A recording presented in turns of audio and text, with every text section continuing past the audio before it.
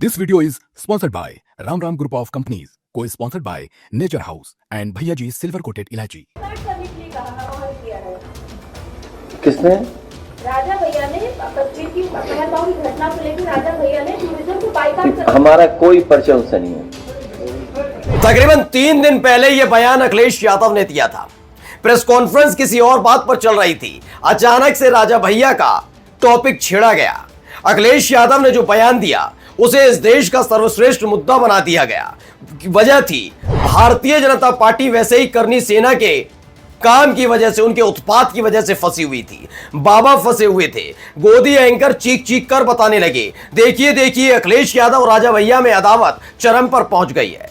लेकिन इसके बाद की कहानी अब तक किसी ने नहीं पहुंचाई। मैं आज आपको दिखाने जा रहा हूं राजा भैया और अखिलेश यादव के बीच की इस तकरार के बीच एक नई स्क्रिप्ट लिखी गई।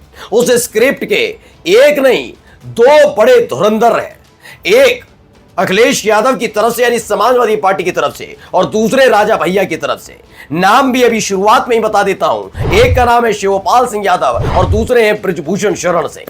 दरअसल ठाकुर वर्सेस यानी क्षत्रिय वर्सेस पीडीए और वर्सेस दलित वर्सेस तमाम चीजें करने की कोशिश हो रही थी। यह ताकत पिछले साल तो बाबा के काम आई थी, लेकिन इसी बार इस ताकत ने इस कदर फंसा दिया है कि उनके अपने लोग ही उनके खिलाफ खड़े हो गए। इसलिए चुन चुनकर कुछ नेताओं को अपने साथ लाने के लिए अखिलेश यादव के जरिए खेल करने की कोशिश हो रही है। अखिलेश यादव के इस बयान पर तो चर्चा हुई, लेकिन 3 दिनों के भीतर क्या हुआ है वो भी आपको दिखाऊंगा, क्योंकि राजा भैया ने, आप याद रखिएगा, एक भी बयान सपा, यादव परिवार या अखिलेश यादव के खिलाफ नहीं दिया। नमस्कार, मैं हूं प्रज्वल गौतम और आप देख रहे हैं खबर चौक। क्या वाकई राजा भैया और अखिलेश यादव में तकरार इस कदर पहुंच गई है कि भविष्य में कभी एक साथ नजर नहीं आएंगे? क्या यह मान लिया जाए कि आने वाले वक्त में अगर अखिलेश यादव सत्ता में आते हैं तो राजा भैया से उनकी अदावत जारी रहेगी और वही जो मायावती करती रही है वैसा राजा भैया के साथ होने जा रहा है? ये तमाम आकलन लगाने की इसलिए कवायद चल रही है कि 2027 में विधानसभा के चुनाव है। अखिलेश यादव की हाल ही में ताकत देख ली, समाजवादी पार्टी की ताकत देख ली, चाचा भतीजे साथ आए, सबने ताकत देख ली। अब ये जानते हैं कुछ जो ताकतवर नेता हैं, खासतौर पर क्षत्रिय जाति से ताल्लुक रखने वाले, अगर करनी सेना वर्सेस समाजवादी पार्टी का जो खेल खेला गया उस दौरान इन्हें इनके जमीर को लेकर, इनके ईमान को लेकर, इनके सम्मान को लेकर इनके समर्थकों के बीच गुस्सा पैदा किया जाए तो समाजवादी पार्टी को डेंट पहुंचाया जा सकता है। यह आसान है, बहुत आसान है। इसीलिए जानबूझकर जब अलग मुद्दों पर बातचीत चल रही थी, जब पूरा का पूरा मसला ही अलग चल रहा था, अचानक से राजा भैया के मुद्दे को छेड़ा गया। अखिलेश यादव ने उसी तरीके से जवाब दिया। लेकिन सवाल मैं पूछना चाहता हूं कि क्या राजा भैया ने कभी भी अखिलेश यादव के इस बयान पर ऐसा ही तीखा हमला किया? जवाब होगा ना, क्योंकि आने वाले वक्त में बहुत सारे कयास लगाए गए कि ये होगा वो होगा, क्षत्रियों के खिलाफ हो गए, ठाकुरों के खिलाफ है अखिलेश यादव। लेकिन शिवपाल सिंह यादव ने अंदर खाने जो स्क्रिप्ट लिखी है वो दिखाने जा रहा हूं। पहले एक बार फिर से इस बयान को सुनिएगा। किसने? राजा भैया ने कश्मीर की पहलगाम की घटना को लेकर राजा भैया ने टूरिज्म को बाइकाट कर हमारा कोई परिचय उससे नहीं है। तो वाकई अखिलेश यादव के इस बयान ने काफी सरगर्मियां पैदा भी कर दी। अब आते हैं जरा राजा भैया पर। राजा भैया का एक पोस्ट बड़ा वायरल हुआ। वो पोस्ट था उस वक्त का जब राणा सांगा को लेकर एक बयान समाजवादी पार्टी के सांसद रामजीलाल सुमन ने दिया। लोगों ने कहा कि देखो देखो राजा भैया ने समर्थन कर दिया करनी सेना का, या फिर राणा सांगा के मामले को लेकर समाजवादी पार्टी को घेर लिया।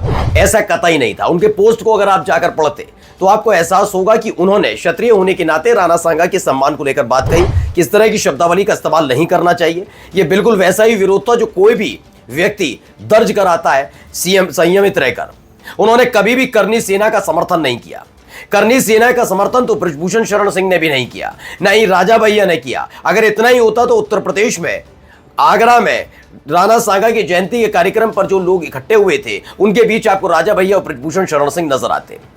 शुरुआत शिवपाल सिंह यादव ने बृजभूषण शरण सिंह से की थी। आपको पता ही होगा यह पहले से ही तय था कि बृजभूषण शरण सिंह, आप कितना ही कोशिश कर लीजिए, बीजेपी के नेता, ये नेता, लेकिन उनका अपना कैसरगंज है, गोंडा है, ये वो इलाके हैं जहां पर बृजभूषण शरण सिंह का अपना दबदबा है।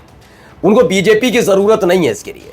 और यादव परिवार से, खासतौर पर मुलायम सिंह यादव से उनके बेहद खास रिश्ते रहे। इसलिए आपको याद होगा जब बृजभूषण शरण सिंह के खिलाफ कई सारी चीजें निकल कर आ रही थी, बहुत सारी चीजें प्लॉट की जा रही थी, उस वक्त भी अखिलेश यादव ने या फिर समाजवादी पार्टी की तरफ से विरोध नहीं किया गया था ब्रजभूषण शरण सिंह का। याद होगा आपको, अभी हाल ही में कई ऐसे बयान लेकर बीजेपी ने मुद्दा बनाने की कोशिश की। उनकी हवा किसी और ने नहीं, ब्रजभूषण शरण सिंह ने निकाली। गौशाला वाले बयान पर माहौल क्रिएट कर रहे थे, जो फर्जी मुद्दा था, कोई मतलब ही नहीं था उस मुद्दे का, लेकिन जानबूझकर पर इनके पास कुछ था ही नहीं, इसलिए अखिलेश यादव को घेरने के लिए ये मुद्दा क्रिएट कर रहे थे। आखिरकार ब्रजभूषण शरण सिंह ने एक नहीं, दो नहीं, एक ही दिन में 3 बड़ी बात कह दी। पहला ये कि पावर सेंटर एक है, यानी योगी सरकार पर निशाना साधा। दूसरा ये कि अपने जो बीजेपी के विधायक हैं उनकी कोई हैसियत नहीं है, उन्हें खुद डीएम के सामने पैर वैर छूने पड़ते हैं तब जाकर उनका काम होता है, यानी विधायकों की कोई हैसियत बची नहीं है योगी सरकार में। तीसरा उन्होंने बताया था कि कैसे गौशाला वाले बयान पर जो अखिलेश यादव ने कहा वो स्पष्ट नहीं है, यानी बीजेपी का मुद्दा कोई मायने रखता ही नहीं है। और चौथा उन्होंने याद दिलाया, अगर नेता हो तो मुलायम सिंह यादव जैसा, जिन्होंने एक झटके में एक जनप्रतिनिधि होने के नाते उनकी बात न केवल सुनी बल्कि 6 घंटे के भीतर उनकी उस बात का निस्तारण भी कर दिया था। ये सारी चीजें बताती हैं कि ब्रजभूषण शरण सिंह का अगला कदम क्या है, एक ऐसे वक्त में जब उनके खुद के बेटे यानी ब्रजभूषण शरण सिंह के बेटे इस समय सांसद है बीजेपी के, वो पूर्व सांसद रह चुके हैं, फिर भी वो समाजवादी पार्टी के साथ खड़े नजर आते हैं। यही नहीं, यही खेल अब राजा भैया के नाम पर हो रहा था कि ब्रजभूषण शरण सिंह ने पहली फुर्सत में पूर्वांचल में बीजेपी को, खासकर योगी कैंप को झटका दिया, क्योंकि एक तरफ बताया जा रहा था कि भारतीय जनता पार्टी, खासकर योगी कैंप, ठाकुरवाद की वजह से चरम पर है, लेकिन उनके बड़े नेताओं ने पल्ला झाड़ लिया। राजा भैया सीधे अमित शाह से मुलाकात करने पहुंचे थे और इन सब के बीच कवायद की जा रही थी कि कैसे भी समाजवादी पार्टी की तरफ से राजा भैया के खिलाफ कुछ कहा जाए। अखिलेश यादव ने बयान दिया, इस बयान को बड़ा चढ़ाकर पेश किया गया, दिखाया गया कि जहां उन्होंने अपमान नहीं, उन्होंने कहा हमारा कोई परिचय नहीं है शब्द का इस्तेमाल किया, लेकिन इसे बताया गया कैसे राजा भैया का अपमान किया, कैसे किया। दरअसल क्या होता है कि जब 2 पार्टियां चुनाव लड़ते हैं राजनेताओं में, तो उसमें एक संवैधानिक प्रक्रिया होती है, या फिर कहा सम्मान के साथ एक दूसरे का विरोध दर्ज कराना होता है। क्या अखिलेश यादव ने कभी भी कोई ऐसा शब्दावली का इस्तेमाल राजा भैया के लिए किया जिससे आने वाले वक्त में राजा भैया कभी अखिलेश यादव के साथ नजर नहीं आएंगे?